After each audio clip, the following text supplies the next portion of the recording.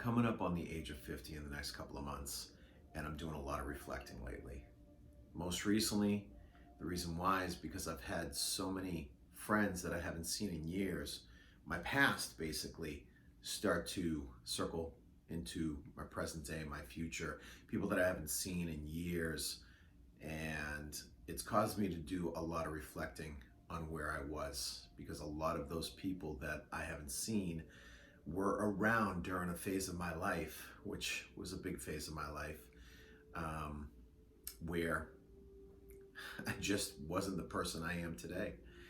You know, I struggled with a lot of things, man. I struggled with, you name every addiction out there, I probably struggled with it, whether it would be with food, nutrition,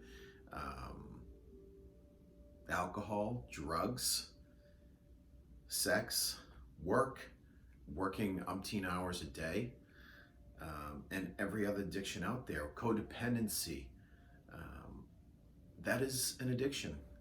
And a lot of people don't see it that way, but it is. And the reason why I struggled with all of those things was because of my belief system right inside here. I didn't believe in myself. All my friends, everybody that used to know me, never saw that in me. Maybe some of them did. I don't know. I haven't had those conversations. They saw the pain that I was going through. That's for damn sure. You try to hide it as much as possible, but that's not the case. But I struggled with all those things, and I struggled with my belief system. I struggled with that because I didn't think I was good enough.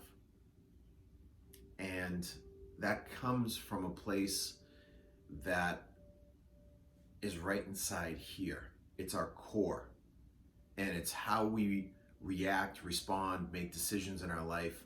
It all centers around how we feel inside. And all of the decisions, all the choices, all the people that I've encountered in my life, all the mistakes that I've quote unquote made in my life have been because I was acting from a place of fear, and I was acting from a place of not believing in myself, not thinking I was enough. My codependent relationships were all because I was seeking attention and seeking approval, because I didn't think very much of myself. My alcohol, drugs, excess, food, nutrition. Guys, look, if you think I don't know what you're going through when it comes to nutrition, I absolutely do. I'd be the guy at 10 o'clock at night stuffing his face with, you name whatever damn friggin' Hostess thing was out there. That was me. I get where you're coming from. You're running, you're hiding. You don't want to deal with your stuff. You don't want to deal with the pain inside that you feel. So you're finding every single thing to escape from that stuff, from life itself, because you don't know how to cope with it. You don't want to look in the mirror and see that person that you don't like. And I totally understand. But there's a way out. And for me, it happened because I went through a very traumatic experience in a relationship. You know, I dated narcissists, I dated narcissistic sociopaths. And I was attracted to those people because I was seeking attention and seeking approval. So I was always trying to do more. And those type of people know that you'll do everything for them.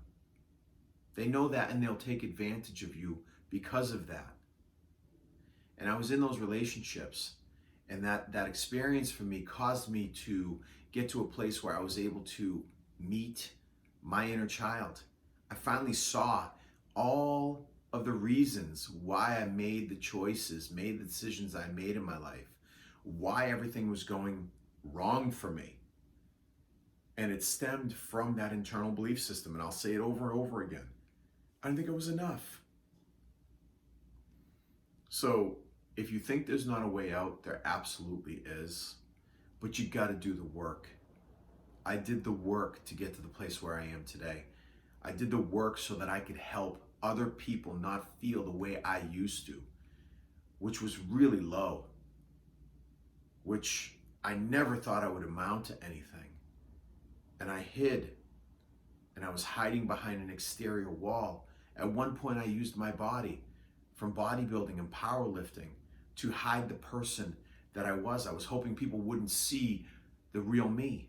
I was hoping that wasn't the case.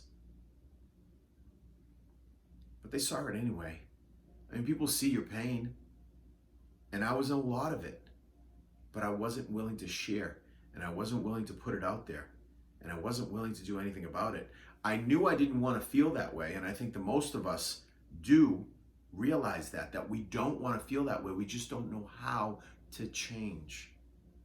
And a lot of times it's something in your life that will happen that I like to say will smash you in the face like a shovel and cause you to take an about face and be like, what's going on here? The question I asked myself that caused me to get to this point in my life where I'm helping others not struggle is why? Why was I choosing the same person in a different body? Why? And the only answer that came up was me. Meaning I was the common denominator in all of it. Because I asked myself, well, what's the common denominator in all of those relationships? And I was the common denominator. Now look, you can spin that around and say they were the common denominator, but this isn't about them. I'm trying to get you to reflect and realize that you have to deal with you. Stop blaming others for your problems. You got to start taking accountability and responsibility. So I was the common denominator in my relationships. So at that point, if that was the case, guess what I needed to do? I needed to look inward. And the moment I did, I saw it all. I saw everything. I saw my childhood, my teens, my 20s, right on up, and realized exactly why I was the person I am, or was, I should say. And in that moment, everything changed for me because I was able to see why I was seeking attention, why I was seeking approval, why I needed validation from external sources.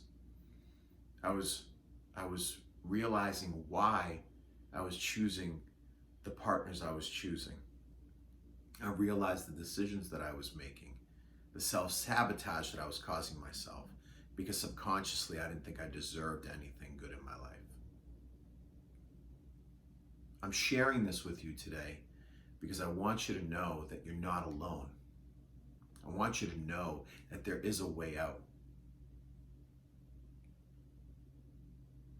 You just have to be willing to go through the shit, the thick of it, to be able to come out the other side. And that sounds corny, cheesy, whatever, but it's the truth. There's no other way to go through it. You have to feel it. You have to go through that process of realizing sometimes it's you. I hope this helped.